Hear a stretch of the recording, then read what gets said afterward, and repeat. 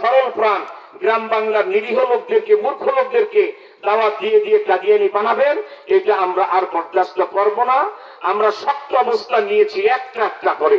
রাষ্ট্র থেকে যেমন ফেসিবাদ তাড়িয়েছি, এবার ধর্ম থেকে আমরা কাদিয়ানি তাড়াবো, ঠিক কিনা? এবং আজকে বলে যাই, ভালো করে মনে রাখবে, আমি কিন্তু ইঙ্গিত দিয়ে যাচ্ছি, কাদিয়ানিদের ব্যাপারে সরকার যদি অক্টোবর মাসের মধ্যে ফয়সালা করে দিতে ব্যর্থ হয়, তাহলে একটা যুদ্ধ হবে কাদিয়ানিদের বিরুদ্ধে। বাংলার তেতুলিয়া থেকে, টেকনাফ, রূপসা থেকে কোন পাথুরিয়া একজন কাদিয়ানি নামে কাউকে আর পাওয়া যাবে না ইনশাআল্লাহ। আর যদি সরকার বিষয়টার ফয়সালা করে কাদিয়ানিদের ধর্ম পরিচয় পরিষ্কার করে দেয় যে তারা কাদিয়ানি সম্প্রদায়, তারা মুসলমান নয়, আমাদের কাল থেকে আর কোনো মাথা ব্যথা থাকবে না, তাদের বিরুদ্ধে আন্দোলন থাকবে না। সুতরাং আমি কাদিয়ানিদেরকে আহ্বান করি, আপনাদের যদি পরকালে জান্নাতে যেতে চান, মুসলমান হতে চান, তা কালমায়ে তৈয়্যিবা পড়ে মুহাম্মদ সাল্লাল্লাহু আলাইহি ওয়াসাল্লামের নবুয়ত স্বীকার করে আপনারা মুসলমান হয়ে যান। আমরা আপনাদেরকে মসজিদে জায়গা দেব, ঈদগাহে জায়গা দেব, গোরস্থানে জায়গা দেব, আমাদের সমাজ আপনাদেরকে মুসলমান ভাই হিসেবে গ্রহণ করে নেব, ঠিক কিনা বলে?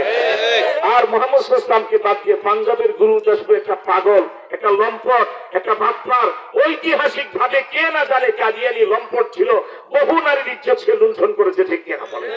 অতএব সেই লোকটাকে নবী মানতে আপনাদের লজ্জা হয় না? আপনারা প্রমাণ করতে পারবেন কাদিয়ানির চরিত্র ভালো ছিল? তার বিভিন্ন ইতিহাস থেকে আপনারা দেখেন, কাদিয়ানি ভাইরা বুঝে তার লেখা বই পুস্তকেই দেখেন সে কিভাবে তার মামাতো বোনকে বিয়ে করতে যে ভবিষ্যৎবাণী করেছে সবগুলি মিথ্যা প্রমাণিত হয়েছে, এবং বিভিন্ন সময় নারীর ইজ্জতকে লুণ্ঠন করেছে, এবং চরিত্রহীন বলতে যা বুঝায় সব গুণাবলী কাদিয়ানির ভিতরে ছিল, ঠিক কিনা বলে? অতএব আল্লাহর রাস্তায় বলে একটা ধর্ম পালন করবেন, মুসলমান হয়ে পালন করেন, ইমানদার হয়ে পালন করেন, কোরআন হাদিসকে মেনে নেন, মুহাম্মদ সাল্লাল্লাহু আলাইহি ওয়াসাল্লামকে মেনে নেন, তাহলে আপনার এই ঈমান পরিপূর্ণ হবে। আলহামদুলিল্লাহ, আজকে আপনারা প্রমাণ করেছেন, এই কি বলা হয়, বীরগঞ্জ এলাকার মানুষ, বিশেষ করে যারা গোলাপগঞ্জ বাজার থেকে পর্যন্ত মোটরসাইকেলের বহর নিয়ে এসেছেন, প্রমাণ করেছেন বৃষ্টি বাদল নয়, দরকার হলে মদিনাওয়ালার প্রেমে আমরা আগুনে ঝাঁপ দিতে পারবো, ঠিক কিনা বলে? আল্লাহু আকবার, আল্লাহু আকবার, কাফের কাফের, কাফের কাফের, নবীর পরে নবী নয়, সংসদে আইন চাই, নবীর পরে নবী নয়, সংসদে আইন চাই।